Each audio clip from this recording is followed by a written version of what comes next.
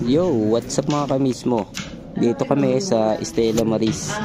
Hali, nagpapabindisyon yung mga kasamahan ko. Dito pala mga kamismo sa mga Seamen's Club, Seafarers Mission, Stella Maris, kumpleto yung mga gamit. Merong libangan para sa mga seaman, may simbahan din, may mabibiling mga SIM cards at saka souvenirs.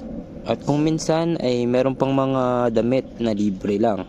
Sa pagkakatanda ko, yung pinakamalaking Seafarers Mission na napuntahan ko is sa Gladstone, Australia. Pero solid lahat ng mga Seafarers Mission mga kamismo. Kasi para sa mga seaman talaga. Libre nga yung pamasahe.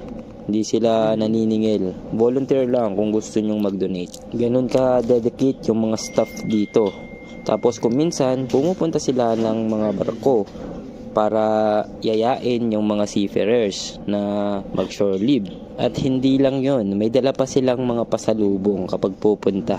Nagdadala yan sila ng mga chocolates, kung minsan scarf, sombrero, at mga babasahin at marami pang iba. Sadyang itinatag kasi yan mga kamismo ay para sa mga seaman. Dahil alam nila yung hirap ng mga marino. Kaya sobrang thankful din yung mga marino dahil sa founder na nagtatag nito.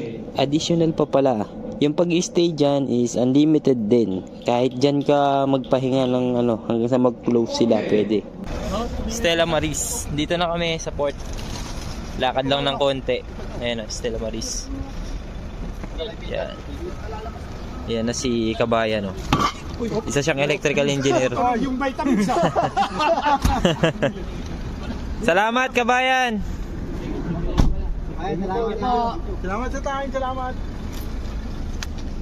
Kami no, taas na.